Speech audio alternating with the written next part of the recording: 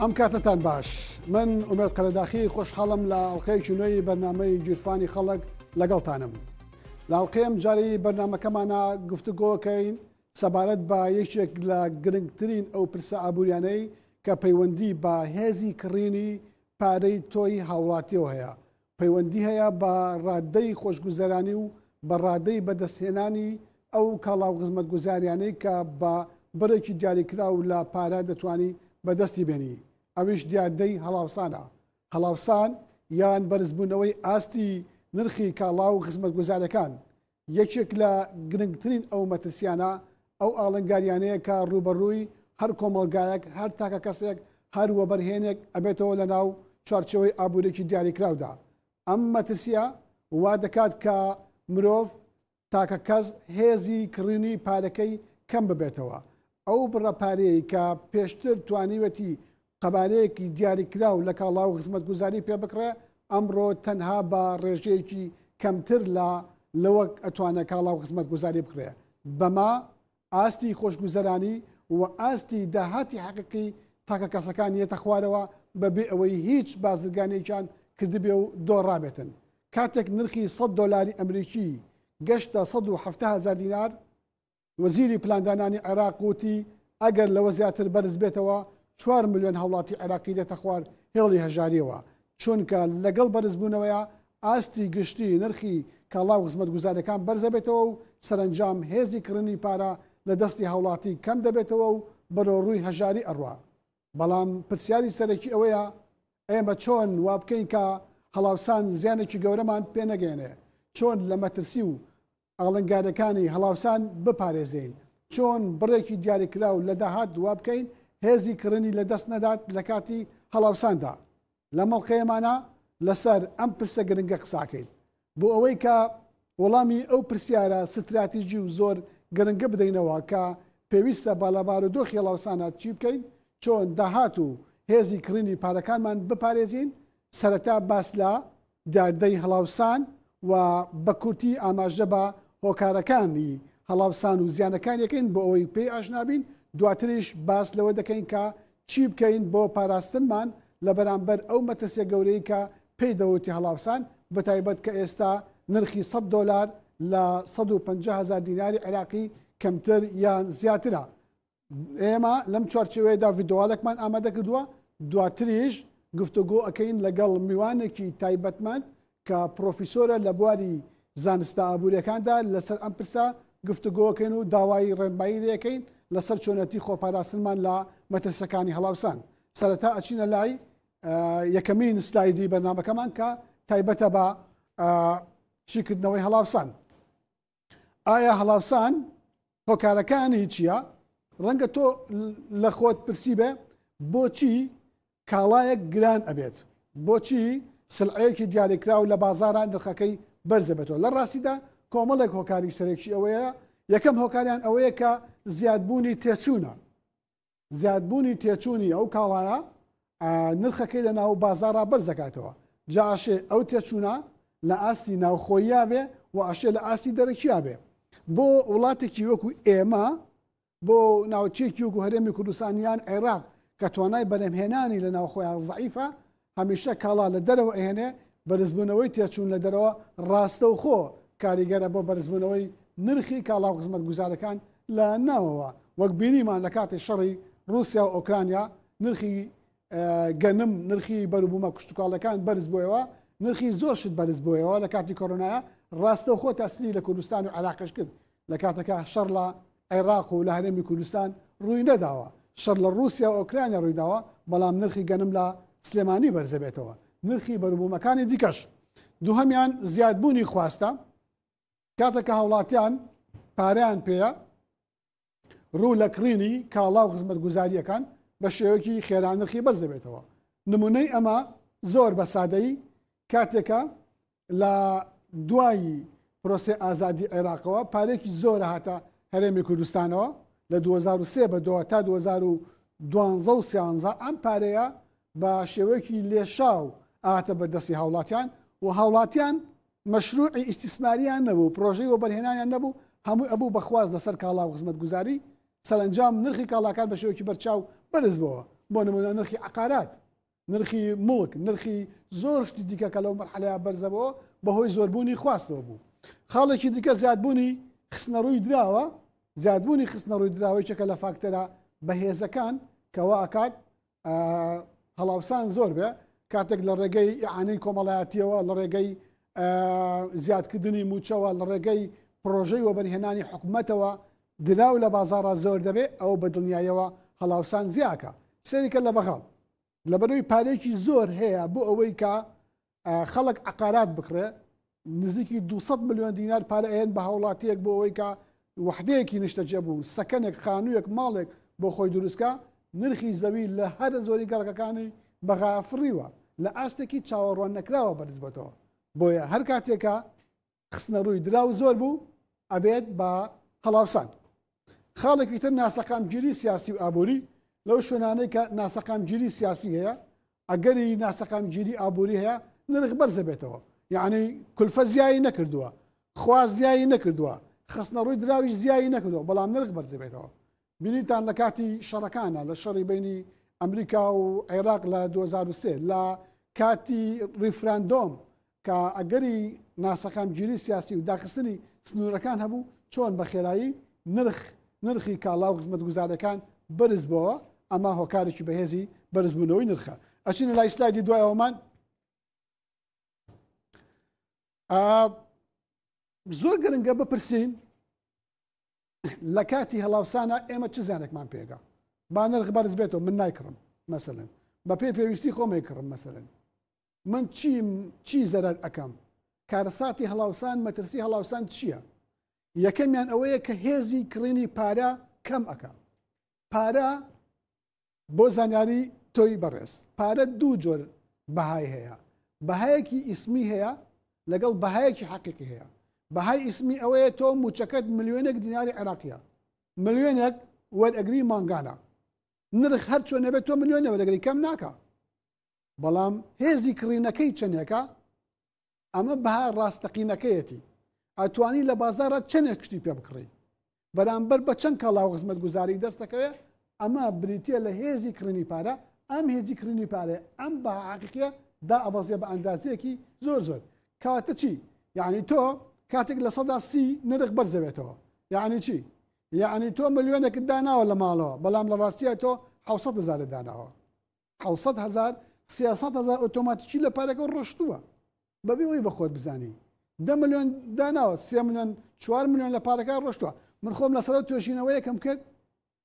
موچەی فەرمانبەران لە 140 بەهاکەی ڕۆشتە بوو لە فترێک لە فترەکانی ئاڵدەگۆڕی نرخی دراوە دینارە، یعنی ئەوەندە بەهای ڕاستەقینەکەی دابەزی بوو. جا پرسیارەکە ئەوەیە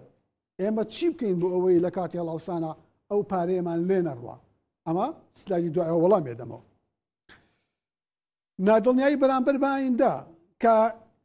هەستت کرد ناسەقامگیریە، نرخ بەرزە بێتەوە، دۆلار ناجەگیرە، کاڵاکان بەردەوام تەقەلوباتەکەن، تۆ ناتوانی دڵنیا بیت بەرامبەر بە داهاتوو. کە دڵنیا نەبووی بەرامبەر بە داهاتوو بە ئاسانی ناتوانی هیچ پرۆژەیەکی وەبەرهێنان بخەیتە گەڕ، ناتوانی پارە خەرجکەی ئەسڵەن. ئەو پارەیە دائێنەی ڕۆژ بە ڕۆژ بەهاکەی کەمە بێتەوە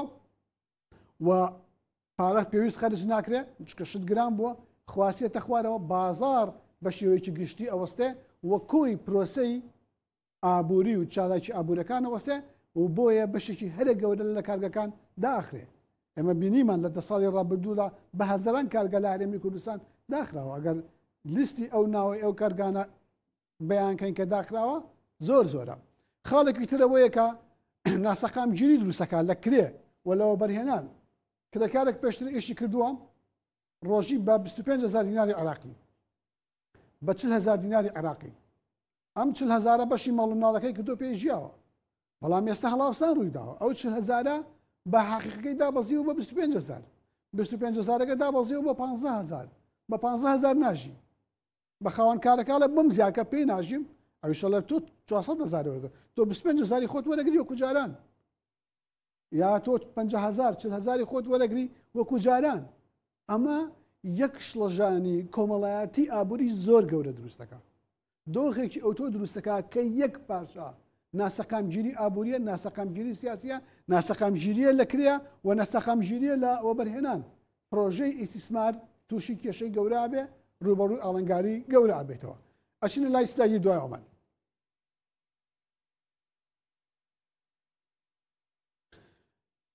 ئێمە چۆن خۆمان لە هەڵاوسان بپارێزین؟ واسبینە هەڵاوسانێکی گەورە لە نرخی کاڵا و خزمەت گوزارەکان ڕۆیە. نرخی گۆڕینەوەی دۆلار بەرامبەر بە دینار بانقی مرکزی بۆی کۆنتترۆل ناکرێتێتە 170,000 دیناری عراقی. یەکەم شت ئەوەیە پارە بە دراوی نیشتیمانی هەڵمەگرە. ڕێگاکانی خۆپاراستن لە هەڵاوسان یان بەرزبوونەوەی ئاستی نرخەکان. یەکەم خاڵەوەیە کە تۆ پارە بە دراوی نیشتیمانی کە وڵاتی ئێمە دیناری عێراقیە هەڵمەگرە. با پارەکەت بە دینار نەبێ بەڵکو ئەگەر دەتەوێت پارەی کاشەڵگری بە یەکێک لەو دراوانە بێت کە قورسە وەکو دۆلار وەکو یۆرۆ. لە پشت دۆلارەوە یەک اقتصادی بەهێزی گەورەی ئەمریکی هەیە کە لە سەدا 24.6 هەموو بەرەمهێنانی دنیا لە ئەمریکاوە دەرەچێت. یعنی ئەگەر هەموو کوڕی ئەرز بکەی بە 4 باشەوە نزیکی چارەکێکی ئابوورەکەی بە تەنها ئەمریکایە. ئەمە ئابوورێکی زۆر گەورەیە و ئەم هەش بەشێک لە مەژمونە گەورەی دۆلار بەسەر ئابووری دنیا لەوەیە. بۆیە پارەی ماڵەکەت هەوڵ بدا با بە دینار نەوێ. هەوڵدان هێشتنەوەی پارە بە دینار کێشەی قورس دروستەکە. ئەمە بەو معنایە نییە تۆ بەیانی یەکسە بچی هەموو دینارەکەت بکەی بە دۆلار. بەڵام کاتێک کە بۆنی هەڵاوسانەکەی تەزەخوم ئەیە لە دەرگای ئابووری وڵاتەکە باشتر وایە پارەت بە دینار نەبێ چونکە کێشەی زۆرت بۆ دروستەکە. خاڵی دوم ئەوەیە کە ئاڵتون بکڕە. ئاڵتون یەکێکە لە کۆگا هەرە باشەکانی هەڵگرتنی بەها. ئاڵتون بەو پێی بە حکمی ئەوەی کە بڕی خستنە ڕووی لە سروشتا مەحدودە سنووردارە قابلی ئەوە نییە زۆر بە خێرایی خستنە ڕووەکەی زیاد بکرێ هەرگیز بە شێوەیەکی دراماتیکی نرخی ئاڵتون دانابەزێ و ئینهیار ناکە. ممکنە لە ئەنجامی ئالۆگۆڕە لە ئەنجامی تەکەتولی بانقەکانە کە بە شێوەیەکی زۆر ئاڵتون ئەفرۆشن لە ئەنجامی کۆمەڵە گۆڕانکاریە وەکو سەردەمی کۆڕۆنا نرخی ئاڵتون زۆر دابەزێ. بەڵام نرخی ئاڵتون هەرگیز ئینهیار ناکە بە معنای ئینهیار و داناڕوخێ. بۆیە تۆ گەرەتەوێ پارێزرا و بیلەوەی کە هەڵاوسان تووشی زیان و زەرەری گەورەت نەکا هەوڵ بدا ڕاستەوخۆ ئاڵتون بکڕە. ئاڵتون کاڵایەکی زۆر زۆر بە نرخە و ئەتوانێت توانای داهاتوو و ئابووری تۆ بپارێزێ. خاڵێکی ترەوەیە موڵک بکڕە. موڵک عقارات بەڕاستی یەکێکە لەو سەبەبانەی کە تۆ لە مەترسیەکانی بەرزبوونەوەی ئاستی نرخ ئەپارێزێ. چونکە لەگەڵ بەرزبوونەوەی بەردەوامی ئاستی کاڵا و خزمەت گوزارەکان بەهای کاڵاکەی تۆ لە ئاستی ئیسمیە و لە ئاستی حەقیقیشە بەرزە بێتەوە. لە هەردوو بارودۆخەکەیە تۆ ئەتوانی یارمەتی دەربی لەسەرەوەی کە بەهاکەت بپارێزی. بیرمان نەچێن هەڵاوسان بە پلەی یەک ڕوبەڕووی کێ بێتەوە؟ زیان بە کێ گەێنێ؟ زیان بە چینی موچەخۆرانە گەێنە ئەوانەی کە دەخلێکی جێگیرانەیە. مانگانەکەی 500,000 ملیۆنێک 2 ملیۆن دیناری عراقیە. ئەم کەسە کە ئەم داهاتە سابتەی هەیە هەڵاوسان مەترسیەکی زۆر زۆر گەورە لەمە ئەگەێنێ و مەترسی لەوە ئەگەێنە کە دەخلێکی مەحدودی هەیە. بەڵام لە قازانجی ئەو کەسانەیە کە عقاراتیان هەیە و لە قازانجی ئەو کەسانەیە کە ئاڵتونیان هەیە لە بەرژەوەندی ئەو کەسانەیە کە بزنسی بواری عقارات و ئاڵتونەکەن. هەڵاوسان زیان بەوان ناگەێنێ و ئاستی داهاتەکەیان کەم ناکاتەوە. بۆیە لەم ڕۆوە ئەوەی کە من پێت ئەڵێم بە تەنها ڕێنمایی تایبەتی من نییە بەڵکو بریتە لە پوختەی ڕێنمایی ئەو کەسانەی کە بۆ بواری عقارات و بۆ بواری ڕوبەڕووبوونەوەی هەڵاوسان و ڕێنمایی ناو زانستی ئابووریە زۆر زۆر گرنگە تۆی هاوڵاتی منی هاوڵاتی ڕەچاوی ئەو پرەنسیپە بکەین بکڕین. بوونی مڵک وەکو ئاماژەم پێکرد دەبێت بە وریاییەوە هەڵبژێرێ. ئەمە زۆر گرنگە کە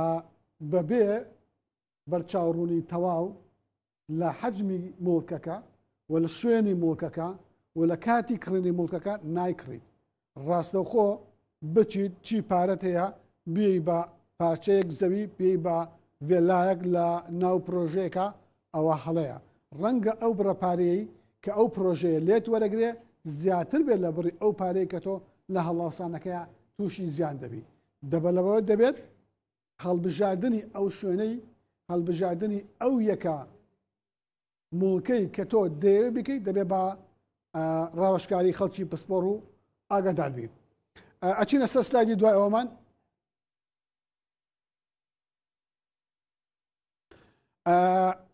خاڵێکی تر لە خۆپاراستن ئەتوانێت پشکی کۆمپانیەکان بکڕێت.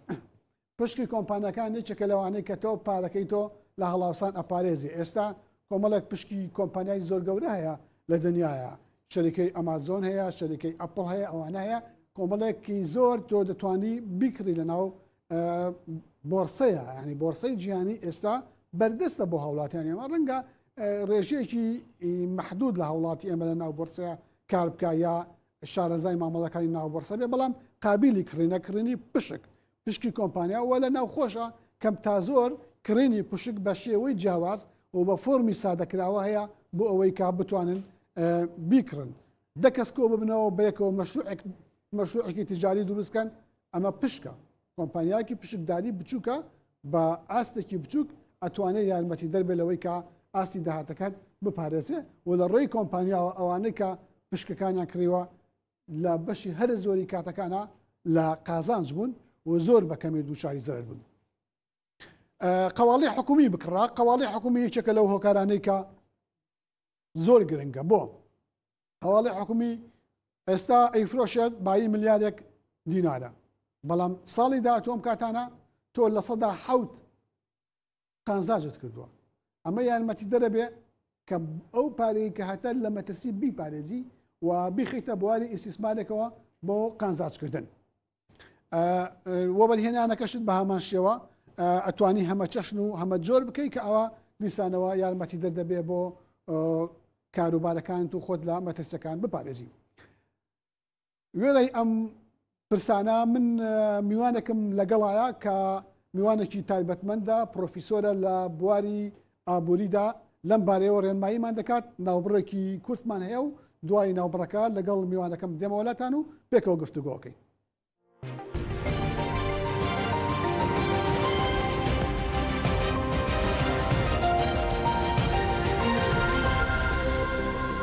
جارێکی تر سلااوتان لەبێ خۆشحاڵم پێکەوە بەردەوامین لەگەڵ میوانەکەم بەڕێز پرۆفیسۆر دکتۆر خالید حەیدەر گفتوگۆکەین.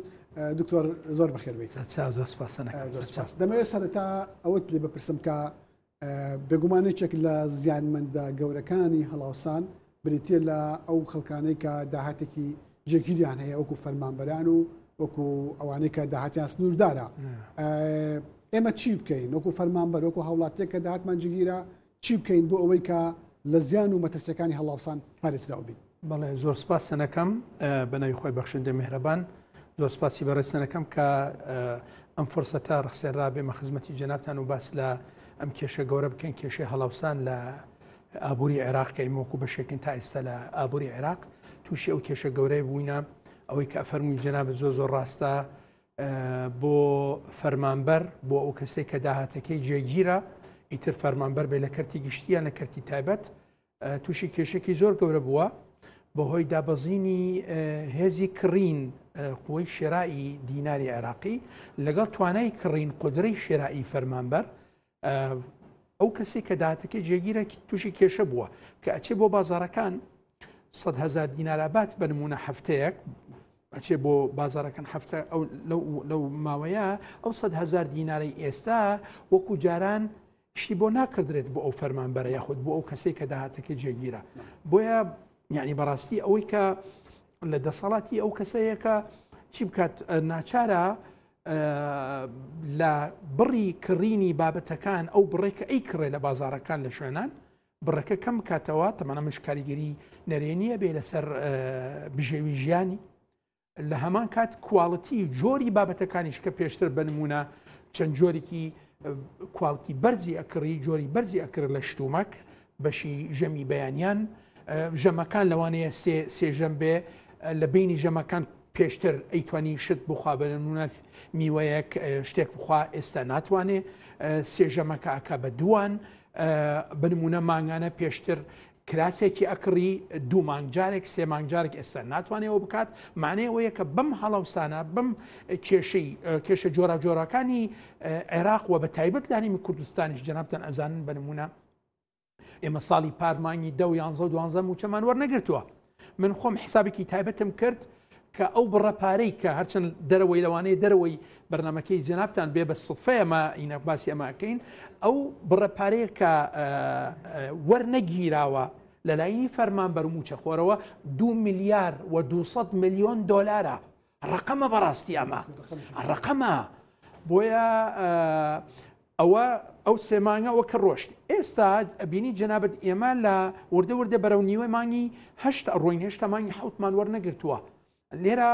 یعنی من دێم 45 ڕۆژجارێک یاخود زیاتر موچە وەرەگرم وەرە ئەو بڕەپارەیە تەبعاً لەگەڵ ماوەکە کە زیادەکە موچەکەم زیاد ناکە هەمان موچەی موچە جێگیرەکەیە کە ساڵانە ڕێژێکی کەم زیادەکە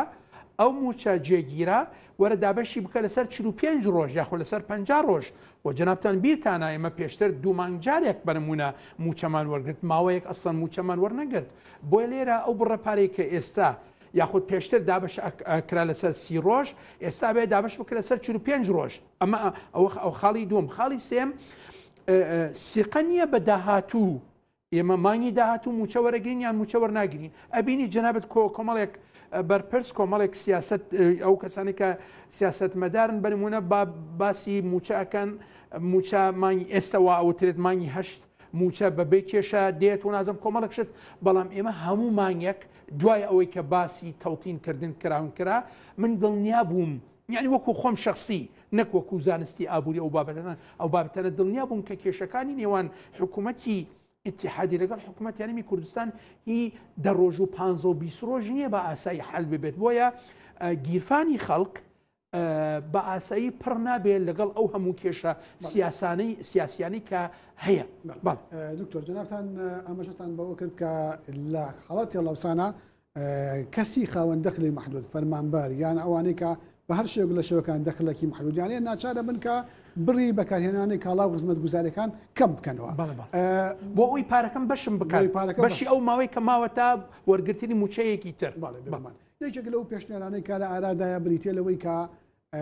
پارە بە دراوی نیشتیمانی ئەو وڵاتەکە تووشی هەڵاوسان بووە هەڵ نەگرن ینی بۆ نمونە ئێمە دراوەکەمان دینارە خەڵک معاشی وەرگرت یان ئەو پارە نستووی کە ساڵانێکی زۆر لە ماڵە کۆی کردوێتەوە مەبلەخێکی دیاری کراوێ 10 ملیۆن دیناری عێراقی هەیە ئەم پارەیە بە دینار هەڵنەگرێ بەڵکو بیکا بە دۆلار ئەمە زەمانەتی پاراستنی ئەو پاشەکەوتی ئەکا لە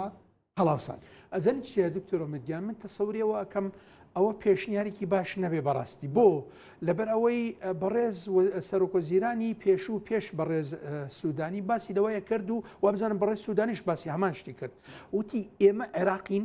دراوەکەمان دیناری عێراقیە خەڵکینە واز بێن لە دراوێکی تر دراوی عێراقی ئەبێ زاڵ ببێ ئەم قسەیە قسەیەکی زانستیانەیە قسەیەکی سیاسی بەقوەتە بۆ حکوومەتێک کە بتوانێت خۆی بسەپێنێ بەڵام دیوی دووەمی بابەتەکە با بزانین چۆنە فعلن وایە لە 2023 جەنابەت بیرتە کە باستەوە کرا کە لە 24 ئیتر بە هیچ شێوەیەک تەعامل لەگەڵ دۆلاری ئەمریکی ناکرێت لەگەڵ دیناری عێراقی ئەکرێت دراوی عێراقی کە دینارە بۆیە لێرە خەڵک خۆشحاڵ بوو ئیتر لە داهاتوو کە ئەچی بۆ بازارەکان باسی کراسەکەی باسی جلوبەرگەکەی ئەگەر بنمونە وەکو جەنابەت فەرمووت بڕێکی پارەم کۆ کردوێتەوە لە ماڵ ئیتر بەقوەتە بێ لەبەرەوەی دۆلار لە بازارەکان نامێنێ ئیتر ئیش و کاروبار بە دینار ئەڕوا ئەتوانم ببورە ئەتوانم سیاری پێ بکڕم بە دیناری عێراقی هێزی دیناری عێراقی بەقوەتە بێ لە بەرامبەر دۆلار و ئەتوانم شتی پێ بکڕم بەڵام دەرکەوتوانیە بۆیە لێرە تەسەوری ئەوە ئەکەم کە پرسیارەکەی جەنابتان بگرن بۆ پرسیاری پێشوو چی بکە فەرمانبەر چی بکە خاوەن داهاتی جێگیر تەسەورەکەم لە دەسەڵاتی نەبێ هیچ بکات جگەلەوەی کە کاریگەریەکی خراپی خۆی ئەبێ لەسەر بژێوی ژیانی لە ترسی داهاتوو باشە دکتۆر چۆن پارەی پاشەکەوت کراوی بپارێزێ با هاوڵاتێکمان هەیە جگە لەو موچەی کە مانگانە وەری ئەگرێ بە گریمان ملیۆنێک دیینارە لەو لاوە مەبلغێکی دیاریکرا و با گریمانە ئێوە بکەین 25 ملیۆن دیناری عراقی پاشەکەوتی هەیە چۆن ئەم پاشەکەوتە لە مەترسی هەڵاوسان بپارێزێ خۆی هەڵاوسانەکە جەنابەت ئەزانی هەڵاوسانەکە تایبەتە بە دیناری عێراقی یعنی لێرە وەکو ئەرزی جەنابتان کرد لە سەرەتا من 100,000 دینارەکە ئەبم بۆ بازارەکان شتومەکەی کە پێشتر بەشی ئەکرد 100,000ەکە ئەمتوانی شتی پێ بکڕم بۆ ماوەی 3 ڕۆژ هەفتەیەک زیاتر کەمتر ئێستا ناتوانم لەوانەیە بەشی 2 ڕۆژ بکات بنمونە بۆیە لێرە ئەو بڕەپاری کە هەیە بەڕاستی ئینسان ینی ئێستا من ئەگەر شتێک بڵم وڵایڵێنەوە دکتۆر خادوای تۆ بە قسەی ئەو بکەم لە ئابووری شتێک ئەزانێ بەڵام دوایی ئەگەر دەرکەوت وانە دوای خەڵک دێت گلەیم لێکە لەبەر ئەوەی من لەبەر ئەوە ناتوانم شتێک بڵێم بە تەکید بەهۆی چێ بەهۆی ئەوەی کە بابەتی سیاسی گۆڕاوی سیاسی زۆر کاریگەرە یعنی وتیان بە هیچ شێوەیە ئەگەر بفەرمووی جەنابەت وتیان بە هیچ شێوەیەک یەخستنی عینی خانشینکردن و موچەی خانشین و تەقیفاتی تەقاعەتی ئەوە بەتانە ناکرێت بۆ لەبەرەوە هەرمی کوردستان پارەی نەناردووە بە ڕێکەوتنێکی سیاسی وتیان بەڵێ کرا بە نمونە هەرچەند ئێستا نەچێتە بواری جێبەجێکردن بەڵام ڕێکەوتنی سیاسی سەروی ئابوووریەکە بوو پەسەند کراوە ڕۆشت ئیترکەی جێبەجێکرێ نازانین وتیان تەوتین کردن ئەکرێت نەکرا بۆ لەبەر ئەوەی ڕێکەوتنی سیاسی کە سەروی ئابوووریە سەروی بابەتە ئابوووریەکانە هێشتا نەکراوە بۆ ئەوەی یەکلا ببێتەوە باشە دکتۆر ئێستا ئێمە لە بەردەم واقعەکەین لە کوردستانە نرخی $100 بەرامبەر بە 132,000 لە بجێ ڕسمی بەڵام ئەم ئێستا لە دەوروبەری 150,000 دیناری عراقی مامەڵی پێوەکرێ سەرڕای ئەو هەموو حواڵاتە دەرێکیانی کە بانکی مرکزی بۆ بازرگانی دەرێکیەکە بەڵام هێشتا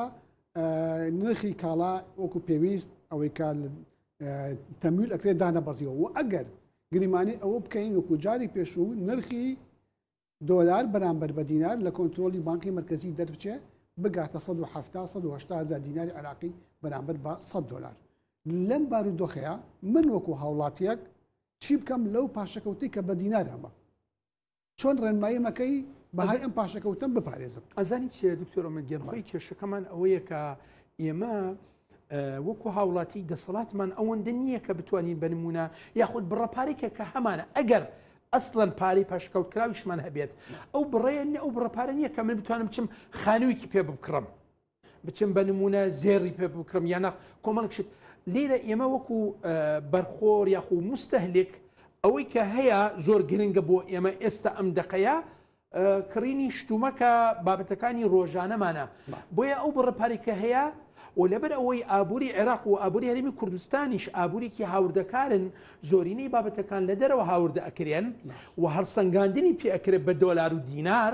بۆیە بە هیچ شێوەیەک ئێمە نەجاتمان نابێت لەم بابەتە إلا لە حاڵەتێکە ئابووریەکەمان بچێتە ئاستی ئەوەی کە ئابووریکی تاڕادەیەک بڵێن بگاتە ئاستی ئیکتیفای ذاتی خۆشیێنی بێت یعنی بتوانین لە ڕێگەی ئیمکانێت و توانای خۆمان پێداویستەکانی ناوخۆ زۆرینەی پێداویستەکان پڕ بکەینەوە ئیتر پێویستیمان بەوە نەبێت کە شت لە دەرەوە هاوردە بکەین بە دۆلار و ئەشکێنێتەوە بە دیناری عێراقی دۆلارەکە گرانتر بێ گرانتر لە سەرمانەکەوێ پێویستیمان بە بڕێکی پارێکی زیاترە بۆ کڕینی ئەو بابەتەنە ئەگەر بەرهەمەکە ناوخۆیی بێ کە ئەمە لە چوارچێوەی دەسەڵاتی بەکاربەر نییە مستەهلک نییە لە چوارچێوەی دەسەڵاتی بەرەمێنە ئیتر بەرەمێنەکە حکومی بێ یاخود تایبەت بێ لەو ئاستەیە یاخود لەو چوارچێوەیە ئەبێ بۆ شێوازە ئەتوانین باستەوە بکەن کە ئێمە لە داهاتووی زۆر نزیکدانا لەوانەیە مامناوەند یاخود درێژخاین بێ ئێمە نەجاتمانە بێ لەم چوارچێوەی نرخی نەوت زیادی کرد کەمی کرد بوجەکەمان هەناردەکردنی نەوت نرخی دۆلار زیادی کرد یان کەمی کرد بەرامبەر بە دیناری عێراقەوە کۆمەڵک شتی تر هەر بۆ معلومی جەناب تەنێکی لە بازرگانە گەورەکان لەگەڵ قسەم باسی ئەم بابەتانمان کرد باسی سەکۆی ئلکترۆنی و بابەتانەمان کرد پێکەنی وتی خالد ئەو معاملاتانی کە ئەکرێت تقریبا لە 130 پێداویستەکانی عێراقە هەفتە لە دەرەوەی سەکۆی ئلکترۆنیە. یعنی تەسەور بکە ئەگەر ئەو ڕێژەشە تا ڕادەیەک زۆر ورد نەبێت نزیک یعنی حتا 150-160 بێ کە حکوومەتی عێراقی ڕایگەاندووە نەخێ ڕێژەکە زۆر زیاترە. سەکۆی ئلکترۆنی زۆرینەی بابەتەکان لە خۆی ئەگرێتەوە و زۆرینەی ئەو بابەتانێک کە لە دەرەوە هاورداکرێن لە ڕێگەی سەکۆی ئلکترۆنیە. قسەی ئەو بەڕێزا ئەڵێ نەخێوانیە ئەڵێ 100 ئەو بابەتەنی کە هاوردە ئەکرێن لە دۆلاری نەقدی کە دەستی بازرگان ئەکەوێت ئەچێ لە دەرەوە شتەکان ئەهێنێ. بۆیە لێرە بەو ڕێژەیە ئەگەر هەفتاش نەوێت کەم تریش بێ هەر نەجاتمان نابێت لەو چوارچێوە کاریگەرە. اینجا خاڵێکی تریش هەیە دکتۆرە مدیان ئەوە هەمیشە من باسی یەکەم ئەڵێ ئەوەی کە باس ئەکرێت لە عێراق نەک ئێمە عێراق باسی ئەکا خۆی ئەڵێ لە ماوەی ساڵی ڕابردوو ساڵی 23 ئەو کەسانی کە ناهێڵ ئەو هێزەی کە ناهێڵێ نرخی دۆلار لە بازارەکان نزیک ببێتەوە لە ڕسمی ئەو بڕەپارەی کە دەستی کەوتووە بەهۆی یاخود زیاترە لە 19 ساڵی ڕابردوو یعنی تەنها لە ساڵی 23 ئەو بڕەپارەی کە دەستی کەوتووە زۆر زیاترە لە 19 بۆ 20 ساڵی ڕابردوو. لێرە پرسیارەکە ئەوەیە ئایا ئەو دەسەڵاتە ئەهێڵێ دۆلار نزیک ببێتەوە لە ڕسمیەکە تەسەورەکەم ئاسان نەبێ لەم ماوەی نزیکدا. باشە دکتۆر جگە لە هاوڵاتی ئاسایی ئێمە گروپێکی تری کۆمەڵاتیمان هەیە کە بەرەمهێنەرەکانن خاوەن کارەکانن خاوەن پرۆژەکانن کە لە کوردستانە هەنوو کارەکەن ئەمانەش توێژێک یاچینێکی کۆمەڵاتی لە کوردستانە پێکدێنن بێگومان هەڵاوسان کاریگەریەکەی هاوڵاتیش ئاساییەوە کە فەرمانبەرێکە لە دابوو دەستگایەکە هەتا گەورەترین مستەسمیر ئەکات. ئەمە لە جەنابەت بپرسم ئایا هەڵاوسان زیان بە وەبەرهێنەرەکان ئەگەێنێ زیان بە خاوەنکار و خاوەن پرۆژەکان دەگەێنێ یاننا و چارەسەریشی بەڵێ بۆ خاوەنکار بۆ خاوەنکارگە بۆ بەرەمهێن تەسەوڕەکەم بەڵێ بۆ ئەو ڕاست ئەڵێ من شتەکان ئەهێنم بە گران ئەیهێنم و بە گران ئەیفرۆشم ئەیفرۆشە بە کێ ئەگەر خاوەنداهاتی جێگیر کە زۆرینەی خەڵکی کوردستان داهاتیان جێگیرە وەکو جەنابتان ئەزانن ڕێژە زۆرەکەی عێراق و کوردستانیشەوە لە هێزی کار بەگشتی لە کەرتی گشتین طبعا بەراوردکردن بە ستاندەری نێودەوڵەتی حتا بۆ معلوماتی جەنابتان ئێمە ڕێژەی ئەو کەسانی کە کارەکەن لە حکوومەتی عێراقی خود حکوومەتی کوردستان لە ڕێژەی ئەو کەسانەی کە کارەکەن لە حکوومەتی سینی ئێمە زیاترین ئێمە یەکەمین اینجا سعودیە اینجا سین ئێمە لە ئەوان زیاترین بۆیە لێرە ئەو کڕیارە کە توانە و ئیمکانێتی لەو ئاستەنیا ئەو بەرەمهێنە شتەکانی هێناوە بە گران ئیتر کەرەستەی خاو بێ یاخود بەرهەمەکە هاوردەی کردووە لە دەرەوە بازرگانەکە من و جەنابت و بینەرە عەزیزەکان کە نەچین بۆ بازارەکان شت بکڕین ئەو تووشی چییە بێ تووشی شکستە بێ شتەکانی بۆ ساخ ناکرێتەوە لە بازار. بەڵام لێرە چی هەیە بەڵام لێرە سلعەی معمرە هەیە ئەوەی کە تەمەنی هەیە وەکو جەنابتان ئەزان بە نمونە ئەوانەی کە توانە و ئیمکانەتی دارایی باشیان هەیە لە بواری عقارات بە نمونە نێشەجەبوون ئیشەکان شقە و ڤلا و خان و ئەوانە دروستەکان ئەگەر پێویستیان بە پارەکە نەبێ ئەو بڕەپارەیە کە خراوەتە گەڕ لە بواری وەبەرهێنان لە نیشتەجێبوون با بمێنێ وەکو خۆی تا ڕادەیەک بە نمونە چەند ساڵێکیش تا بە نمونە وەزعی موچەوشتی وا چاک بێ ئەو کەسەی ئەو کەسانە ئەگەر ئەو بڕەپارێکە هەیەە زۆر پێویستیان پێ نەبێت کە تقریبان زۆرینەیان وان بۆیە تووشی کێشە و زەرەرێکی زۆر نابن ئەگەر شقە و ڤیلەکانیشیان بە ئاسایی بۆیە نەفرۆشتێت لە ماوەیەکی زۆر نزیکدا بەڵام ئەو کەسانەی کە بازرگانی کەواتە ئەو کەسانەی کە خاوەن مڵکن شقەیە ڤێلایە زەویە بە ئەندازەیەکی زۆر لە مەترسیەکانی هەڵاوسان پارێزراوە بێ بۆ تووشی زیان نابێت بەڵێ بۆ لەبەر ئەوەی ئەم شمەکی ڕۆژانە نییە بۆی بەسەر بچێت و ئیتر تەواو ببێت و کۆتایی پێبێت و کەس نەیکڕێ نەخێر شقە و ڤێلا و خان و ئەو بابەتانە تەمەنیان هەیە جەنابەت ئەزانی مەسەلێکیشن بۆ قیمە بەهایتی هەڵەگری بەڵێ ئەمڕۆ نەبێ بەیانی دوو بەیانی سێبانی ئەفرۆشرێت ئێستا بەس بوترێت فعلا حکوومەتی هەرێم لەگەڵ حکوومەتی ئیتیحادیە ڕێک بکەون کە تەوتینەکە تەواو ببێت و جێبەجێ بکرێت سبەی ڕۆژموچە دەست بکرێت بەوەی کە تەوتینکردن و فەرمانبەران لە بانقەکان و لە حسابی ئلکترۆنی خۆیان بە نمونە پارەکان وەربگرن دڵنیا بە جەنابەت لە ماوەی زۆر نزیکدا وردە بازار ئەجوڵێ خەڵک حەزەکە کە ئەبینێ ماوەی 2 مانگ 3 مانگ 4 مانگ موچە بە ڕێک و پێکی بە لە کاتی خۆی وەرگیرا ئیتر وردە ئەچێ چیەکات ئەچێ بە نمونە شوقە ئەکڕێ ئەتوانێ دڵنیایە کە ئەتوانێت قست بدات ئەو دڵنیایە ئەوەی پێ ئابەخشێ کە بە نمونە بچێ شوقە وشت بکڕێ بەڵام ئێستا ئەم دقەیە کە هیچ دیار نییە ڕوون نییە حتا بۆ کڕینی ژەمی بەیانیانیش لەوانەیە فەرمانبەر بپرسێ لە خۆی بچم بۆ 2 بەیانیشت بکڕم بۆ بەیانی حتممە نەبێ بکڕێ دکتۆر بێگومان ئەو دڵنیایە زۆر گرنگە چونکە کە تۆ دڵنیا بووی بۆ ئایندا یەکسەر جوڵاکەوێتە ناو بازارەوە ئەو پارەی هەوڵاتێک بێت با نەڵێن یەکسەر دکتۆریان لەوانەیە لەماوەی کاریگەری بێ کاریگەری لەسەر کۆی پرۆسی بازار دروستەکە ئەوانەی کە خاوەنی ئاڵتونن بۆ نمونە هاوڵاتێکمان هەیە مەبلغی زۆر ناڵێ بەڵام مەبلغێکی دیاریکرا و قیمەت بەهایەکی دیاریکرا و ئاڵتونی هەیە ئەمە یان وەبەرهێنێکمان هەیە بە ئاڵتونەوە وەبەرهێنانەکات و سەرمایەکەی لە باتیەوەی دیناری عراقی بێ یا دۆلاری ئەمریکی بێ ئاڵتونە ئەمە بە نسبەتێکی زۆر بەرز لە مەدرسەکانی هەڵاوسان پارێزراو نابێ بە حکمەوەی کە ئاڵتون زۆر بەکەمی نرخەکەی دابەسێ و عەرزی لە سروشتا مەحدودە طبعا جەنابەت ئەزانی ئاڵتون وەکو پەناگەیەک بەکار ئەهێنرێت بۆ ئینسان خۆی دوور بخا لە مەترسی دینار و دۆلار و نەوتیش بۆ بازرگانە زۆر گەورەکان بۆی لێرە ئەو تایبەتمەندیەی هەیە کە من پارەکەم بخەمە ناو ئەو کانزاگران بەهایە دوور ئەکەومەوە تا ڕادەیەک لە کێشەی بەرزونزمی بازار بەرزونزمی بازار ئەوەی کە با بڵێن ناپسپۆران بنمونە ئەو شێ بەکارێنە بەڵام ئێمە خۆمان جەنابتان ئەزانن بەرزونزمی ئاستی نرخ و ئاستی گشتی نرخ و هەڵاوسان بەکارێنی بۆیە لێرە تەسەورەکەم زێر یاخود ئاڵتون تاڕادەیەکی زۆر جەنابتان ئەزان توانەی گۆڕینەوەی کە بیگۆڕیتەوە بە دینار یاخود بە دۆلار خێراترە و باشتر بەهاکە ینی باشتر بەهای خۆی ئەپارێزێ و تاڕادێکی زۆر وەکو جەنابتان فەرمووتان نرخەکەی خۆی یاخود لە دەست ئەدا کەمتر لە چاوی دۆلار لە چاوی دینار لە چاوی ئەرزە و عقارات ئێستا ئەم دقەیە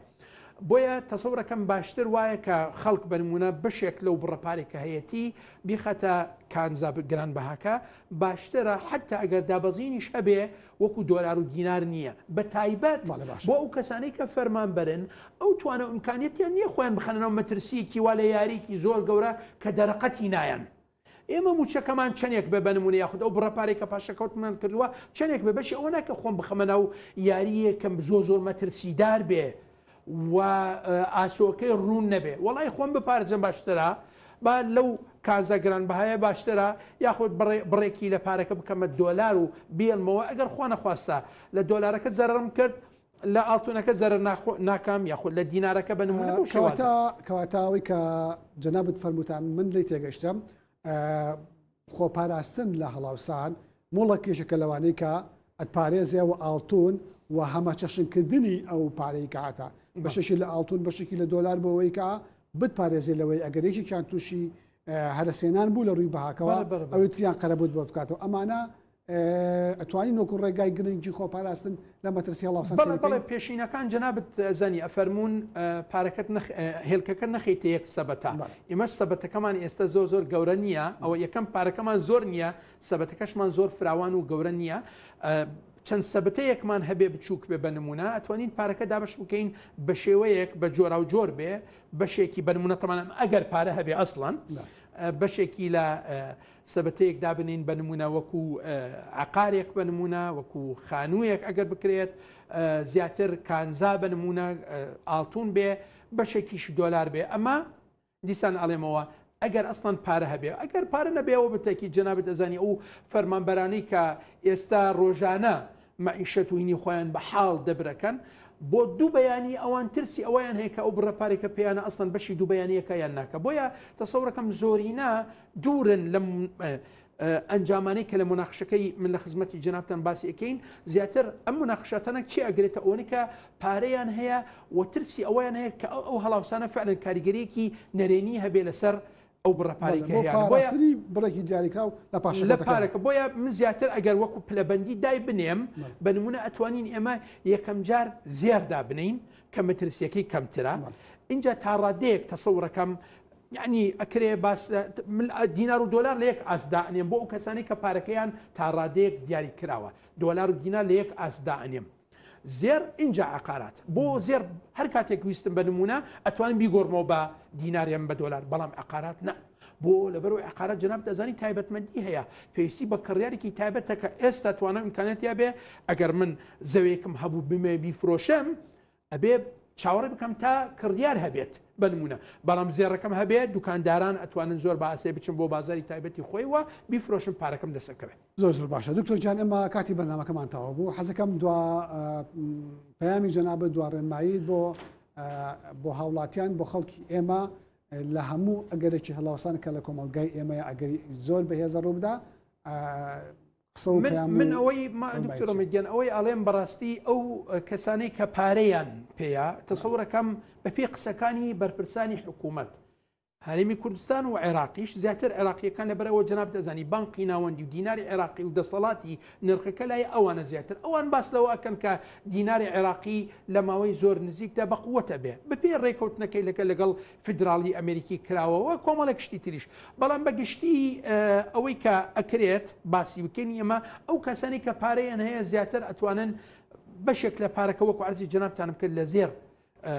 بەکاری بێنم بۆ کڕینی ئەو کانزاگران بەهایە ئەوە تایبەت بە هاوڵاتیان وە ژیانی خۆشیان ڕۆژانە بیگونجێنن بەپێی توانە بڕێکی پارەی کەم خەرج بکرێت تا موچەی داهاتوو بگات بەڵام ئەوەی کە زۆر زۆر گرنگە ئێمەوەکو کەسانی کە تۆزێک شارەزەیمان هەیە لە ئابووری باستەوە بکەین کە ئەمە ئەرکی سەرشانی حکوومەتە بەڕاستی کە گرنگی بدا بە کەرتی تایبەت بێتە پێشەوە بە شەفافانە بێتە پێشەوە و قەبارەی حکوومەت کابینەی داهاتوو کەم ببێتەوە چالاکی ئابووریەکان بوارە ئابووریەکان بواری کشت و کاڵ بواری گەشت و گوزار لە هەرمی کوردستان ئەکتیڤ بکرێت بە شێوەیە کە ئێمە بتوانین گیرفانی خەڵک فعلەن پڕ بکەینەوە بە لە ڕێگەی پارەی کەرتی تایبەتەوە نەک کەرتی گشتی هەمومانگە چاوەڕ بکەین اتفاق ڕێکەوتن کرا لەگەڵ بەغایە بەغا چێکی لیستی موچە خۆرانی کرد کێشە هەبوو کێشە نەبوو نەجاتمان نابێت لەم هاو کێشەیە بەڵێ بەڕێز پرۆفیسۆر دکتۆر خالید حەیدەر مامۆستای ئابووری لە زانکۆی سلێمانی زۆر سوپاس لەگەڵ سوپاس بۆ ڕوونکردنەوەکانت بەڕێزان بەم شێوەیە بەرنامەی گیرفانی خەڵک کۆتایی هات هیوادارین گفتوگۆکانمان قسە و باسەکانمان سەبارەت بە دیاردەی هەڵاوسان و خۆپاراستن لێی مای سوود و ڕەزامەندی ئەوە بوو بێت و ڕێزم بۆ هەموو لایەک